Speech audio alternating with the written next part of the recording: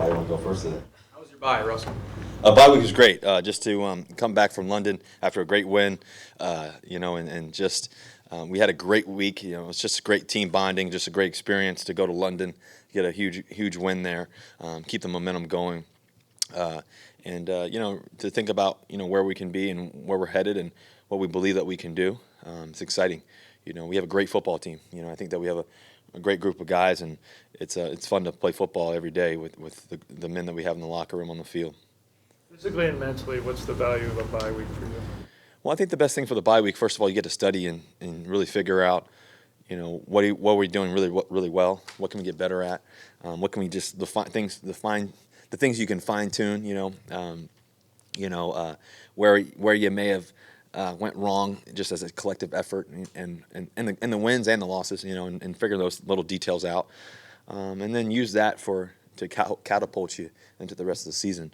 I think that's the key. I think second of all is making sure your body, you want to take time for your body. It's a very physical game we get to play, and so you want to take care of your body as much as possible, and making sure that you want to rest, but you don't want to rest too much where you start developing atrophy because you haven't done anything all week. So I'm a firm believer in moving and keeping it going, like similar to how you would get ready for a game or whatever. And I think that's key. And then mentally going through those reps as much as you can, and just visualizing the success of what you think you can do for the rest of the season. And then ultimately, I think family time and all that. That's always great, just because you've been going really since training camp. We've been going 10, 12, 14 weeks straight, whatever it is, and to be able to just spend quality time is always great. What did your self-scout show you? Well, I think that there's a few moments in there that we can just get a little bit tighter. Starts with me. I think that you think about the Broncos game. We felt like we could have won that game. Chicago, we didn't play great. We're still in it, and we still had a chance even at the end potentially. So I look at that and use that. How I am. I try to look at all the positives of what we can do. I feel really confident in what we're doing on offense in terms of Coach Schottenheimer and how he's calling up plays, and just the momentum that we're playing with, the speed, the tempo, and that's exciting, to help try to lead this football team to where we want to go. We have great confidence in that, and I have great confidence in that. And so I think all that studying, the passion, all the hard work you put into it, it's exciting just to know that, like I said to you guys, I don't know, after week 2 or whatever, it was week 3 or whatever, I feel like we were going to turn a corner. And I think we can still do that right now in the midst of it all. And so that's what we're excited about. And the great thing is, the NFC, it's all open, so we want to go for it. What's your expectation for what Ed Dickson can bring to this offense?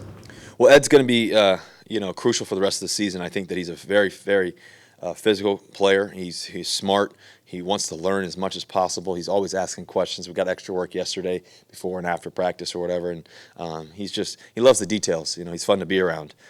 He's a championship style player. He's played on some great football teams. I think this is his 10th year, I believe. I'm not 100% sure. I think it's 10th, 11th year, something like that. So to think about how many years he's played, is exciting to have a vet, like that, and just be on the team, because he can make a lot of great plays for us, and so I think he's going to be a crucial part to our success for the rest of the season for sure. Spent a lot of years playing as teammates with Luke Wilson, Deshaun Chad, and a few years with Golden Tate as well. Is it going to be odd to see all those guys? Well, yeah, that's the thing about the NFL. You get to play against a lot of guys you played with, and and experience a lot of wins and some tough losses with, and everything else. So you always want to see those guys play great, and everything else throughout their career and everything. So it's always good to see those guys. What did Paul Allen mean to you? Well, yeah. It's Paul meant a lot to everyone here in this building. I don't think this building would be the same, in the sense of where it would be right now without his his commitment to Seattle, to the Seattle Seahawks, to the players. I think that he was always a guy that trusted the people that was around him, and that he put in charge to really kind of build this culture. I think obviously in Coach Carroll, I think Coach has done a tremendous job of doing that. I think obviously John Schneider has done a tremendous job of doing that too as well. And so, but more importantly, I think that when you think about legacy of what we all want in our lives, no matter how much we have, how little we have, I think that ultimately it's the people that we can affect, and the causes and the things that we can get behind, and the impact that we can make, whether if it's the whole world like Paul did, or if it's just our community in our own worlds. And I think Paul was able to do that in so many different ways. The week before he passed, me and Sierra were talking to him about music and how much he loved music. I think that he was a guy that had experienced so much through music and life. So we were able to talk about that, just talk about so many different other moments. But obviously, we're definitely going to miss Paul a lot. I think that he's been a big factor, not just for the Seattle Seahawks, but for Seattle and really the whole world. All the things that he did. So, so he'll forever be in our hearts for sure. Most people see a man of that wealth and accomplishment and seem he's untouchable. How personal, how real was he with you, with the locker room and the players? Well, I think Paul, he was always moving around. He was always around the world, fixing the world, helping the world, heal the world, healing animals all over the world and everything else. Paul was a guy who, when I really got to know him, I'll give you a little story.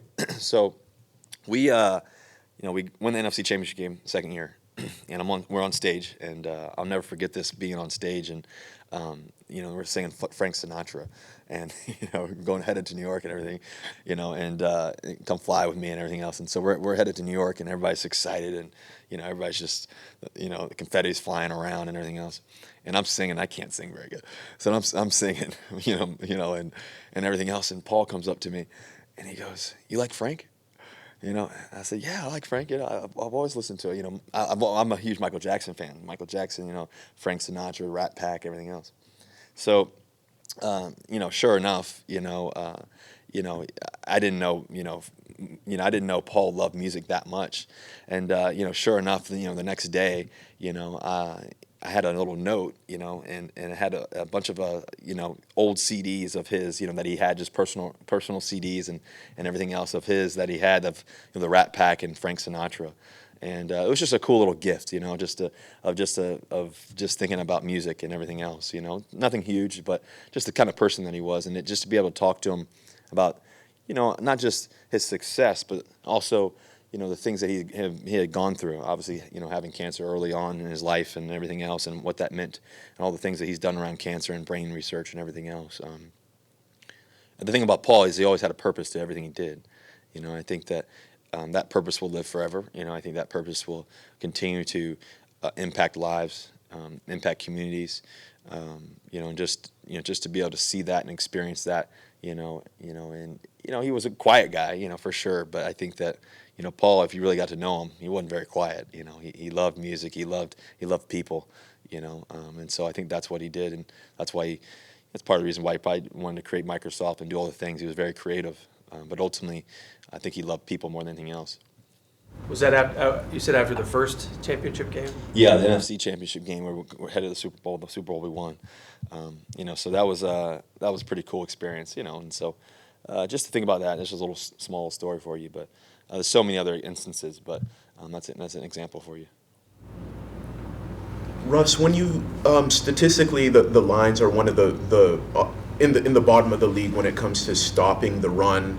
Looking at how well you guys have been able to run the ball, the last few weeks, do you guys see that as somewhere where you can kind of exploit them a bit, or see something there where can kind of open up the game? Well, I think the Lions have a great defense. I think they got a lot of great players, and then obviously Adam Harrison he's a big time player, can do a lot of things. So we're going to be physical at the point of attack. I think that our offensive line is doing a tremendous job. They've done a great job, really all year of facing some very, very tough defenses and very tough defensive lines and linebackers and everything else. And they've really stepped up to the challenge. I think obviously Dwayne has been a rock star all year.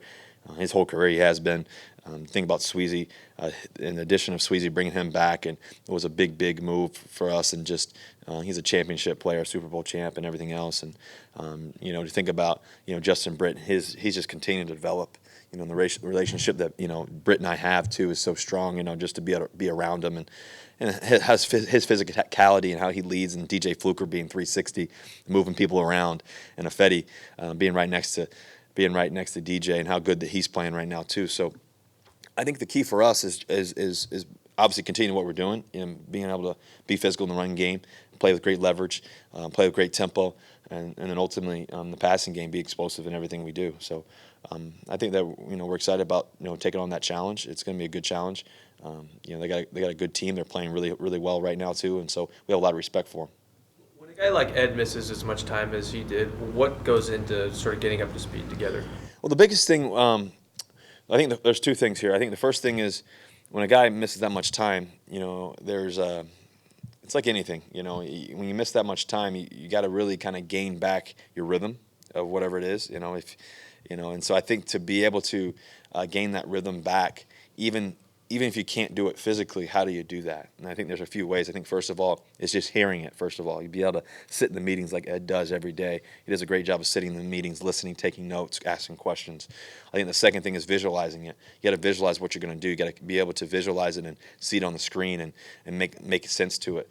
He's done that. He's done that for 10 years plus, whatever. So, and then I think the third thing is you got to be able to communicate that. And he's a great communicator. He wants to ask a lot of questions. He wants to talk about it, even when he hasn't been able to practice. So he's guiding all those mental reps. So that visualization of that success and what he thinks he can do and what we're going to do is crucial. And that goes for that. And that's a true sign of any professional, great professional. I think that's why he's had a great career so far and everything else. And hopefully we can keep that going. So I think that for any vet or even young guy, I think those are the critical steps that you got to take. And same thing when you're healthy, but definitely when you're not being able to practice or play. You mentioned Jermaine Ifedi. What kind of growth or maturity have you kind of seen out of him this year? Well, I think first of all, it's a tribute to him and just his growth over the season, over the past couple of years here, and he's done a tremendous job. He's physical as can be, he's athletic as can be. He's playing the way that we really believe that the caliber of player that he is. He's a true big time right tackle. And he can really be that in a big way for a long time. I think that with the nucleus of offensive linemen that we have, we got a good cast of players, from vets who've played some ball. You got Dwayne, who's played however many years, who's done an amazing job, the best in the business. You got, obviously, like I said, Sweezy, who's a championship player who, he's passionate about his work. He gets here early in the mornings. He's here every morning at 6 a.m. ready to roll. You got Britt, who's very detailed and is a great communicator as well, and here early in the mornings. You got, DJ Fluker, who there's no, I'm not sure if anybody loves football more than DJ. He's a guy that's just so passionate, and he brings that energy, brings that juice, and Ifedi, is perfect fit and mold with all of that too as well. And so I think it's a great nucleus of guys. And then I honestly think one of the things that's that's probably the biggest help for Ifedi, I think, is also Coach Solari. I think Coach Solari is a guy who's coached in the National Football League for 40 years or whatever it is, and has done a tremendous job of coaching some of the best football players in the world and best offensive linemen in the world and best teams in the world. So, he brings that knowledge, he brings that confidence, he brings that poise, he brings that understanding of being able to relay that and paint a picture for him and paint a picture for that room. And he's doing a tremendous job of that. So Coach Solari is making a big difference for us. And I think also Coach Schottenheimer. Since you guys are one of the top teams in the red zone this year, just what's gone into improving in the red zone this season? Well, I think we're capitalizing. It's not some mystery. I think that ultimately you got to capitalize, and I think the mixture of the running game and all the schemes that we're doing, the passing game, all the different looks, just playing ball. We got some ballers on our team. Tyler Lockett making great plays. You saw Jay Brown make a great play last week. You got Brandon Marshall, you got Doug Baldwin. Those guys haven't even scored that much yet, and they've probably scored more touchdowns than anybody else. On any of the fields. So you think about how many touchdowns those guys have scored. So imagine if we can really turn that on. So those are the things that we're getting excited for. And then obviously David Moore has been lights out in the past several weeks. So his ability to get into the end zone and make plays and just be clutch has been crucial. So we got a lot of guys that can make a lot of plays, and the running backs are lights out in terms of their ability to make things happen. I think that Chris has done a tremendous job of being able to run the football. Be physical, make people miss. I think also too, same thing with Mike Davis. He's a superstar back there too. Got a lot of plays in him and can do a lot of things. So that's a good thing for us. And I think Penny played a great game last week too. I mean, I mentioned him, but I think Penny did a great job last week in making a lot of plays and doing a lot of great things. He caught that screen, made people miss, showed great speed, finished the game the right way in the fourth quarter there at the end, staying in bounds. He's a ball player, done a lot of great things too. So we got a lot of players across the board that can make plays, and then addition of the tight ends and Ed coming back too as well. That's a good thing for us. What's it like having KJ Wright back in practice, a stalwart? Well, KJ's, since I got in here in 2012, KJ's probably been one of the, top 3 most consistent people on our football team. From his play, also his attitude, also too just from his demeanor, just in the sense of how he approaches every day. I think that KJ has been. A